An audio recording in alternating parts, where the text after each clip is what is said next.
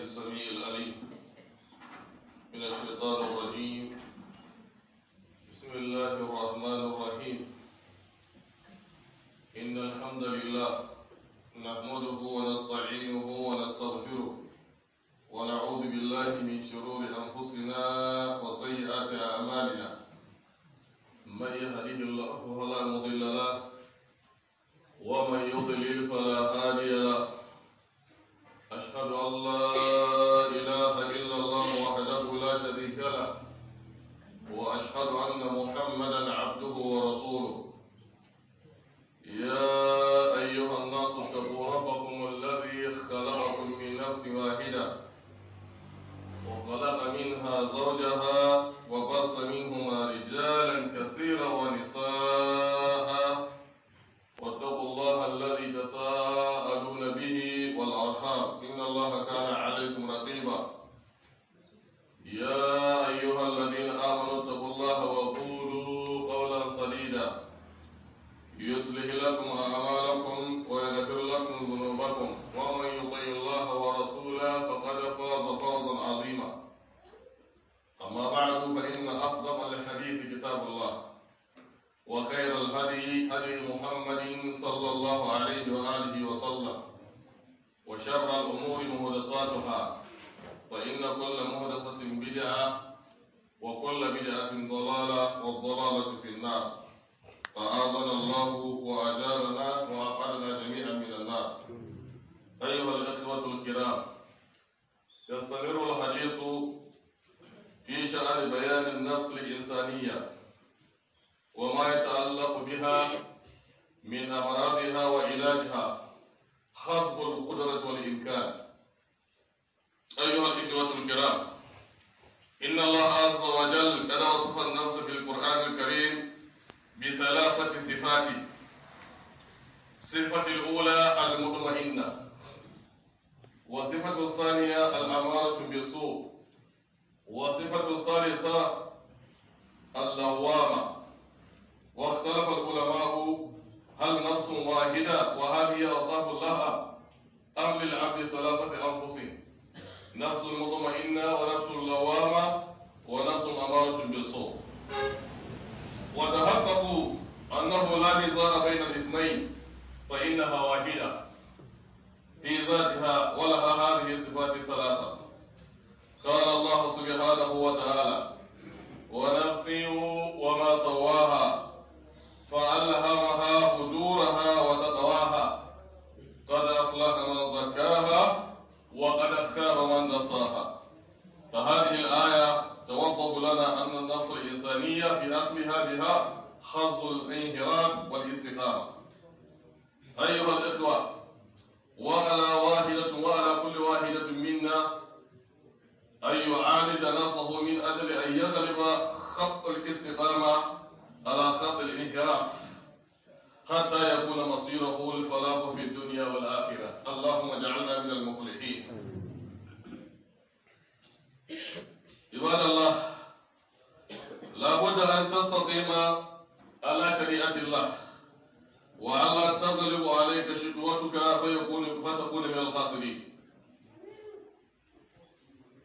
أيها الإخوة، هذه الأنفس إن أولى وأجدر أن تكون معك هي النفس المطمئنة. إن النفس المطمئنة هي التي تسكن إلى الله وتطمئن بذكره وتنوب إليه وتشتاق إلى لقائه وتأنس بقربه، وهي النفس التي يقال لها عند الموت: يا أيتها النفس المطمئنة ارجعي إلى ربك راضية مرضية فادخلي في عبادي وادخلي جنتي. وهي التي قال شيخ المفسرين عبد الله بن عباس في معناها، أي هي الصادقة على ما وعدها الله تبارك وتعالى.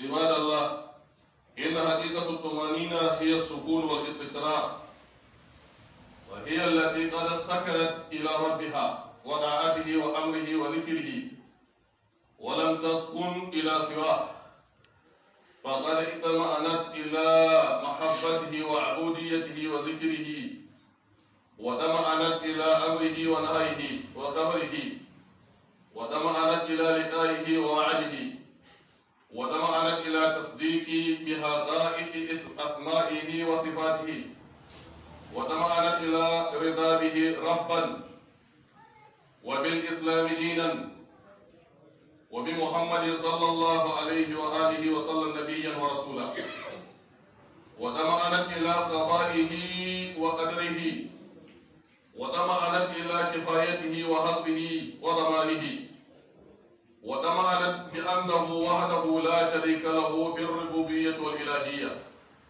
وأن مرجوها إليه سبحانه لا غنى لها طرفة عين، ولذا يكون حال صاحبها في الدنيا الاستقامة على أوامر الله والالتزام بسنة رسوله صلى الله عليه وآله وسلم، مؤديا للفرائض، مقيما لحدود الله عز وجل، آمرا بالمعروف ناهيا عن المنكر، بيته بيت إسلاميا، أبناؤه على خلق رفيع، برا لوالديه، حافظا لحدود الله، الرسول قدوته والأنبياء أسوته، غريبا بين مجتمعه بفكره، مشاركا لهم بذاته، إذا كان وقت الصلاة كان في المسجد، وإذا كان وقت الجهاد كان في المعركة، يعرف بليله والناس نائمون، وبنهاره والناس مفطرون، وبذكره والناس غافلون، مؤردا لهم عن لهوهم وغيهم. اللهم آت نفوسنا تقواها وزكها أنت خير من زكاها برحمتك يا أرحم الراحمين يا رب العالمين. بارك الله لي ولكم ونفعني الله وإياكم بالذكر الحكيم، إنه ولي ذلك والقادر عليه. عباد الله، إن الله وملائكته يصلون على النبي يا أيها الذين آمنوا صلوا عليه وسلموا تسليما.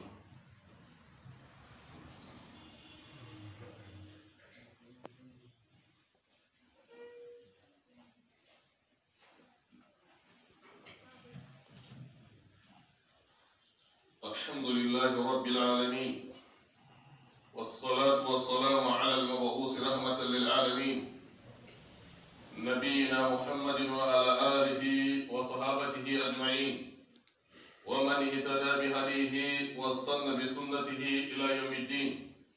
أما بعد أيها الإخوة، أما النفس أمارة بالسوء، هذه صيغة المبالغة من كثرة الأمر، لأنها تأمر صاحبها بشر بطبيعتها، تأمره بالشرك إن لم يكن مشركا، والبدع إن لم يكن بدعي، وتأمره بالمعاصي الشيطانية، وهي التي يغلب على صاحبها التشبه بالشيطان في صفاته وأفعاله، كالحسد والبغي والغش والغل والخديعة والمكر والأمر بمعاصي الله سبحانه وتحصيلها، والنهي عن طاعة الله وتقبيحها، والابتداء في دينه والدعوة إلى البدع والضلال. فصاحب هذه النفس قريب من الشيطان أيها الإخوة، خبيب إليه، اتخذه وليا وهو له عدوا. وصدق الله العظيم إذ يقول في كتابه الكريم: أفتتخذونه وذريته أولياء من دوني وهم لكم عدو بئس للظالمين بدلا. اللهم حبب إلينا الإيمان وزينه في قلوبنا، وكره إلينا الكفر والفسوق والعصيان، وجعلنا بفضلك وجودك من عبادك الراشدين يا رب العالمين. أقول قولي هذا وأستغفر الله العظيم الجليل لي ولكم ولسائر المسلمين والمسلمات من كل ذنب فاستغفروه إنه هو الغفور الرحيم. يا مولانا مسلمين masu girma, wani ba mata yau huduban da muka je ta ni satin shekaran jiya ba satin da ya wuce ba, wanda ta yi mana magana akan abin da ya shafi ran ɗan adam, yadda Allah ke hura ta a gangan jiki ta zama kyakkyawa mai ƙanshi, tana biyayya zuwa ga Allah, da kuma nan da ba ta da kyau, mummuna, da kuma wanda take zargin kanta da kanta saboda waɗansu abubuwa da takan yi su lokaci bayan lokaci. Mun ji a wancan sati, bayan godiya ga Allah da salati ga Annabi sallallahu alaihi wa sallama, tashin farko kuduban ta ce lallai ran ɗan adam na da sufofi guda uku, ko ko a kowane mutum na da irin nashi. Wani nashi ran ita ce wannan lambar farko madama illa, ko ko na biyu yana da nafsul amaratu bi so, rai da take umartar mai ita da mummunan aiki. Allah ya tsare.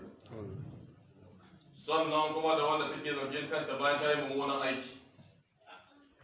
To ko shakka babu, mun yi shimfiɗa kan abin da ya shafi dalilai da kuduban ta yi ishara zuwa gare shi, wanda kuma kowannen mu zai zama alƙalin kanshi ya kalli kansa da kansa, shin wace irin ruhi ne nashi game da wannan kuduba? Shin maduma inna ce, ko amaratun bisu, ko nafsul lawama? Amaratun bisu, kissan annabi Yusuf da abin da ya faru tsakanin shi da Imratul Aziz, wannan mata da ta sharri da gaskiya ya bayyana, ita ta buɗe baki da kanta ta ce wallahi yana da gaskiya, wallahi tallahi bai nufi ne ba, shi da kan ita da kanta ta faɗa wannan magana. Ta buɗe baki kan izu ne na 40 ne da cikin Qur'ani, ta ce wa ma ubarri'u nafsi, ba zan iya wajen kai na ba gare ku, innan nafsa lallai ita rai da ammaratun bisu, tana umarni da mummunan aiki, illa ma rahima rabbi, sai dai wanda ubangiji ya ji kansa kadai shi yake escape. In bai ji kanka ba za ka iya kubcewa ba. Allah ya ji kanmu. Nafsul lawama, ubangiji ya faɗe ta ne a cikin suratul qiyama, ya faɗi abin da take yi domin tana tunanin abin da ta fuskanta, ya dinga faɗin halin mutum, la uqsimu bi yawmil qiyama wa la uqsimu bi nafsil lawama. Ubangiji ya yi rantsuwa da ranar da za a tsaya a gaban shi, kuma sai ya tsaya, kuma yana rantsuwa da rai wanda take zargin kanta bayan ta saba mishi, tana tunanin abin da za ta fuskanta. Ko shaka babu, ubangiji ya faɗa abubuwan da zai faru ran tashin alkiyama, alamomin duk ya bayyana. Wani ita ce nafsul lawama, tsoron abin da sai ta tunkara, take zargin kanta, me yasa ta yi kaza.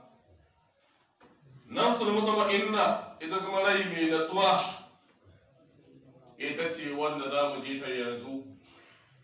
Yaya take ne? Don tambayi kai da kai, ko irin ta ne Allah ya hura mu? Ka ji ta, ka tambayi kanka, ko irin ta ne Allah ya hura maka? Ko ba ita bace? Allah ka sa ita ce. Sai wannan kudubar ta ce, bayan an ji sufofin guda biyu, to ga ainihin wato ita nafsul mutma'inna inda take. Ita nafsul mutma'inna hiya allati qad sakanat ila rabbiha, ita ce ran take da tsuwa ga ubangijinta, ba ta rabuwa da shi da fata aini, wa da'atihi, ba ta rabuwa da yi masa da'a, wa amrihi, ba ta rabuwa da al'amarin shi Allah da subhanahu wa ta'ala, wa zikrihi, ba ta rabuwa da tunanin shi da ambaton shi a baki, walam taskun ila siwa, ba ta natsuwa ma wani shi kowaye. In ta je wajen wani wanda ba shi ba, ta kan ji gabanta na faɗi, kar ta je ta faɗi wani abin da ubangiji ne ya kamata ta faɗa mishi, sai ta faɗa ma wani shi. Faƙar ita ma'anat ila mahabbatihi, ita nafsul mutma'inna tana natsuwa ne sosai zuwa soyayyar ubangiji. Wa abudiyatihi, tana natsuwa kwarai da gaske wajen bauta gare shi, bauta na zuci, bauta na gabbai. Wa zikirhi, tana natsuwa kwarai da gaske wajen ambatansa. Wa ma'anat ila amrihi wa nahyihi wa kabarihi, tana natsuwa wajen umarnin da ya bata, tana natsuwa kan abin da ya hana ta, tana natsuwa kan labarin da ya bata na wani mutumin kirki da wani mutumin banza da waɗansu al'umma na gari da waɗansu al'umma na banza, tana natsuwa. Wata ma'anar ila liqa'ihi, tana natsuwa wajen gamuwa da shi. Wallahi ya zo yi mutu sai ka ɗauka yana bacci. Zan mutu, za ka mutu.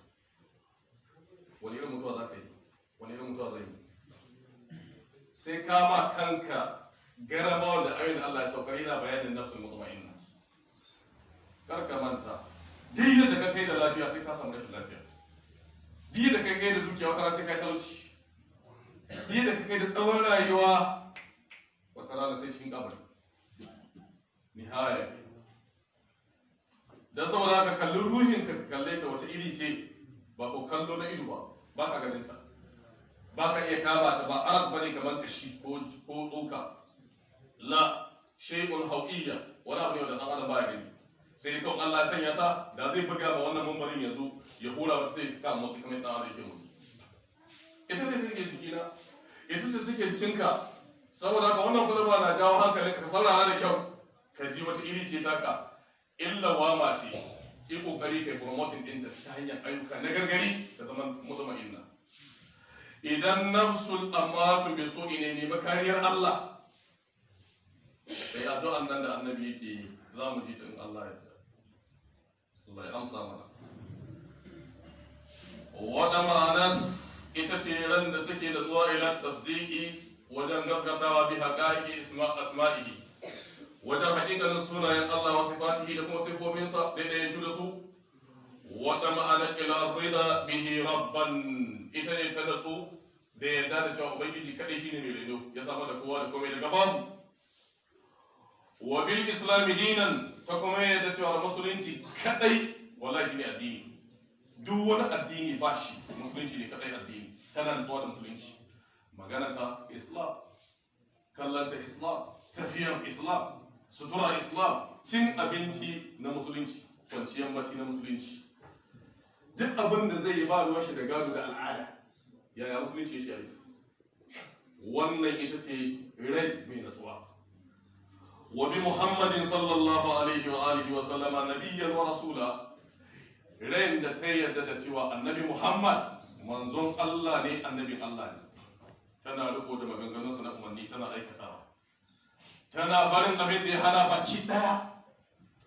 Wata ma'anar ila qada'ihi, wata wannan rai ita ne take natsuwa kan hukuncin da Allah ya hukunta na dadi da rashin dadi. Kana samun rashin jin dadi, ba ka surutu, ba ka zage kowa, kana yadda haka ubangiji ya ga dama ya ganka cikin rayuwa. Ba ka da matsala ga kowa, ba ka rike kowa. Ubangijin dai da ya samar da kai a wannan sararin shi ya hukunta za ka rayu a irin wannan manhajin a wannan matsayin har ka ƙara rayuwar haka. Talaka ne kai, ba ka zagi masu dukiya. Mabi ne kai, ba ka zagi shugabanni. To kana da ruhi mutum'in. Sannan kuma wa ƙararrahi abin da ya tsara na samu da rashi, kana da tsuwa da shi. Ba ta sata, ba ta ƙarya, ba ta yaudara, ba ta hayinci.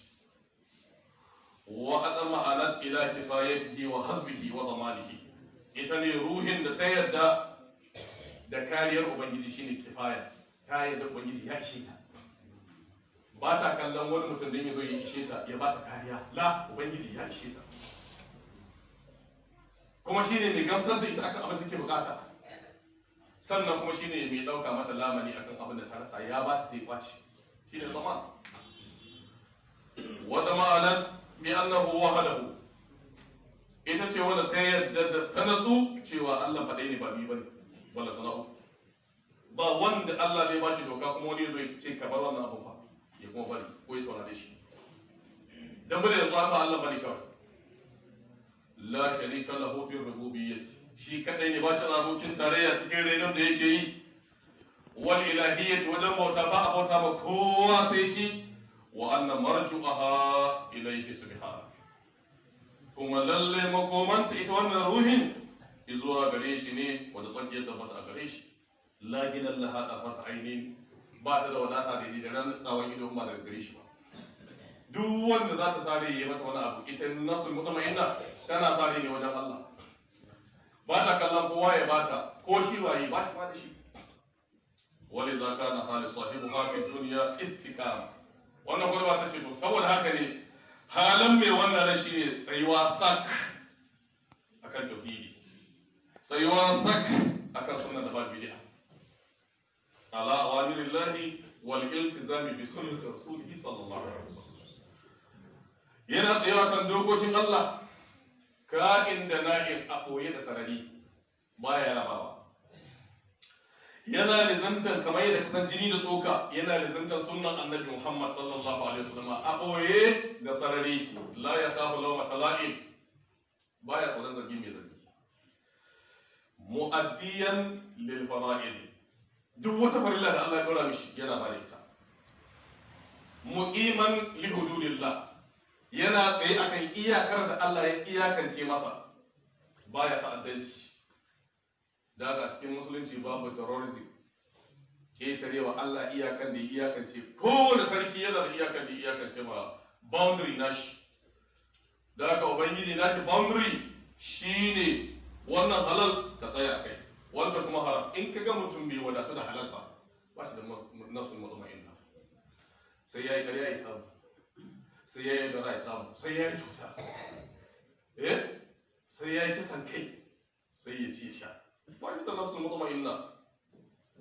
nafsul mutma'inna tana tsaye ne iya inda Allah ya tsaye da ita azza wa jalla, mawwayi madaukaki. amiran bil ma'rufi, yana yin umarni da aikin alkhairi. nahiyan anil munkari, yana yin hani duk abin da shari'a take yana hana. shine mai nafsul mutma'inna. kalle shi da kyau ka ganshi a ilmanci ba a kwaki da ba. baitahu, gidan mai nafsul mutma'inna baitan islamiyya, gida ne na musulunci. da kashi gwada haka musulunci ba gida ne ba na musulunci gargajiya al'ada. kowa ya zo zai shiga kawai. bayan Allah ce ya yi wa ladina amanu la tadkhulu biyutan ghayra biyutikum, shi gidan shi ya bari kawai gidan kowa da babu shamaki, babu masai, babu rijiya, babu wajen girki. matan shi duk wanda zai wuce yana kallon su. yanzu za ta zaga ban ɗaki sai ta je makwauta. yana da awon musulunci. to wanda irin rai ya tare da kai, amma tun bai so ne kwallawa ma ko kuma mutma'inna. to gani mutma'inna baita ho baita islamiyyan. abna'uhu, yayayansa ba wanda suke gidan transforma ba ne, sun zama marayun ƙarfi da yaji. la ala khuluqin rabi', suna kan ɗabi'u maɗaukaka. sun iya karatun alƙur'ani, sun san ilimin zamani, suna fitowa da sifa ta kamala, suna sanin babba, suna sanin ƙarami, suna da gaskiya, suna da riƙon amana. ana sallah tare da su a masallaci, ba ka ganin su a wurin tsiyataku, ba a jin sunayensu cikin alfasha da kuma miyagun ayyuka. wannan mutum shine mai nafsul mutma'inna, wanda ya yi shi kamar haka. barran liwalidayhi, mutumin da ke da nafsul mutma'inna mai kyautatawa ne da nagarta da biyayya zuwa ga iyayensa. hafizan li hududillah, yana tsare da dokokin Allah. ar-rasul qudwatu, manzon Allah kadai shine abin kallonsa da kuma koyi da shi.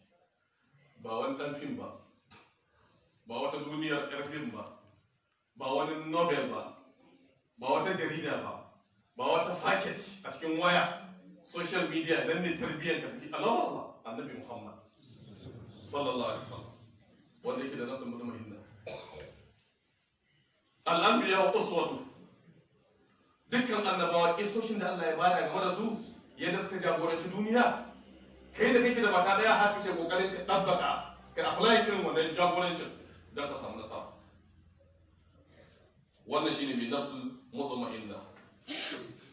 gariban bayna mujtama'ihi, ya zama bako a cikin mutanensa, bi fikirhi da tunaninsa, baya kusantar su. musharikan lahum bi dhatihi, yana haɗin gwiwa da su da gangan jikinsa. lokacin da za su yi sallah, lokacin da za su je na'iza, lokacin da za su je gaida mai lafiya, lokacin da za su je ta'aziyya na musibar gobara ko mutuwa ko rashin lafiya, yana fitowa a tare da su. Wannan shine mai nafsul mutma'inna.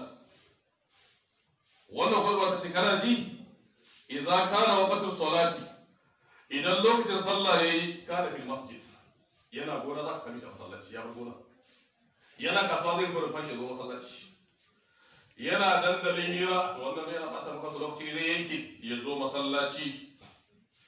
Wannan shine mai nafsul mutma'inna.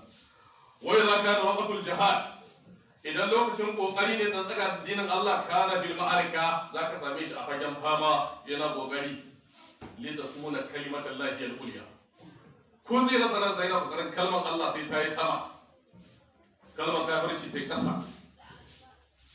Ya aribu bi lailihi, shi mai nafsul mutma'inna yana sanin yanzu fa dare shi ne na neman gafarar Allah, sai tashi ta sallah yana neman gafara, domin ya ji annabi Muhammad sallallahu alaihi wa sallam ya ce inna Allah yabsutu yadahu bil layli liyatuba musii'an nahar. Allah yana shimfiɗa hannunsa da rana da daddare don wanda suka yi kurakure wajen neman abinci, suka yi dare duka su nemi gafara ya gafarta musu, sai tashi. Wannasu na'imun, lokacin mutane mafiya suna bacci. Shi ne mai nafsul mutma'inna. Wa bin harihi, yana sanin yininsa yanzu ba yini ne na neman aljanna, baya surutu, baya giba, baya shiga cikin mutuncin mutane, la yana yin taka tsantsan a sanin magana da rifa, da zarar an zo majalisa ana kira yana sanin me rifa.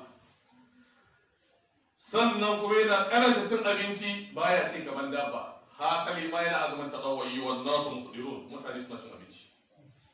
Wannan shine mai nafsul mutma'inna. Wa bi zikrihi, yana tuna yadda Allah ya ce diyayi da zai wani abu sai ta ya Allah ce mi wannan. Wan nasu gafilun, mutane suna rafkana kawai, kowa yana shiga abin da ya ga dama zai yi, abin da ya ga dama zai faɗa, saboda tsabar rai da ubangiji da tsokarwa al'amarinsa na buwaya, sai mutum ya ce haka zan yi, na ji ko sama da ƙasa wata ne, wani na ce da ni ko ki hada Allah, wake shi da kai, wake shayar da kai, wa yake busa ma wannan numfashi da kake shaƙa? Allah yanzu kuke yin shi dan da mahaifanka da makusantanka da yan uwanka da iyayen gidajen, duk ba wanda zai iya maka ɗaya daga cikin waɗannan sai Allah shi. To nafsul mutma'inna yana tuna ya Allah zai mutane suna ya zai kuma ya faɗa bin Allah ya ce faɗi alhali mutane suna mafiya yawa suna rafkana. Mu'rid Allahun Allah awihim, yana kauda kai game da wargin da suke fadawa ciki na maganganu da ayyuka, a ba su labari su kwari da dariya. Mala'ika mutuwa yana cewa to ranar zuwa kabari na kuma kira, ni ne gidan da babu kowa, daga kai sai aikinka, kuma kana da kwariwa da dariya. Wa gairihim, da kuma zaluncin da suke yi, wannan ya zalunci wancan, wancan ya zalunci wancan, to shi yana kau da kai a irin wannan ayyuka. Wannan sifofi guda 17 jama'ar musulmi su ne sifofin da nafsul mutma'inna ta tara ita kadai. Da zaran ka rasa 2 ko 4 to an samu rashin natsuwa, ba ta cika nafsul mutma'inna ba. Da haka ita ce ake bukata ka kasance tare da ita, ita ce ake bukatar ka kasance tare da ita. Da zaran mutuwa ta zo, mala'ikan mutuwan yana kafin ya sauka sai masu bishara sun sauko, sun ce kuka shirya ba ga oganan na zuwa yanzu lokaci yayi, kuna jinyar shi sai daina ganin ku, gaba ɗaya ganin da aka rubuta mai zai gani ya gama gani, suna sauka ya gama gani, jin da zai ji ya gama ji, inda duk zai taka ya gama takawa, duk abin da zai karɓa ya gama karɓa, duk loman da zai sa baki ya gama ci, duk fitsari da kashi da zai duk ya gama, yanzu tafiya zai. To shi kuma malakul maut yana zuwa sai ce ayyatuhan nafsul mutma'inna, kafin ya fara tasita sai ya kira ta nida'u takrim, ya ke murai mai natsuwa, kike ga rayuwarki natsuwa kike game da ubangijinki, irji ila rabbiki, kin komo fa zuwa ga ubangijinki, radiyatan, kina yardajiya mardiya bin yarda. Ran tashin kiyama kuma bayan an zare ran aljiya murya cikin kabari, sai Allah ya ce udkhuli fi ibadi wa udkhuli jannati, to shiga cikin gangunan jikunan bayi na baki ɗayansu kuma ku shiga aljanna. Allah ya samu na da rabo. Ya kamata mu aka hisabi kada mu zama tsoron kananu muna take laifukanmu muna kallon laifukan waɗansu muna ganin kasawan wasu muna manta da kasawanmu muna bacci mashasha tun daga bayan sallar isha kila ma an hada sallah har alfitr yake to ba raka a ko daya babu istighfari ba salatin annabi ba tasbihi babu komai wani ya kai 11 na dare yana bakin titi me yake cewa babu komai da zai je raka abi kafin ya kwanta da ya ga irin ladin da Allah zai bashi wani masallacin amma muna rakana muna nesa da ubangiji bukatoci na danke mu muna sake fada cikin halaka da bakunkunan mu anya akwai nafsul dama ina tare da mu mafi yawan mutane nafsul ammara suke tare da ita baya da kwasai din ya tsiya in ya tsiya ne ya wulakanta ya ci mutunci sai ya da su amma ana zaune lafiya a nabin Allah cikin hankali shi na tashi amma ai zai tsiya ci uban shi amma ke shi kyau ba tsoron ba ga yana tsalle da abin da yake so ana yi da wani yana nan yana zabe yana ta ka san wani kuwa yana cin mutuncinsa yana zagin sa nafsul amma tun bi so duk yadda za a yi abin da Allah ya hana to shi nan yake ciki shi ne makirayi shi ne mazanaci shi ne makaryaci shi ne mai yaudari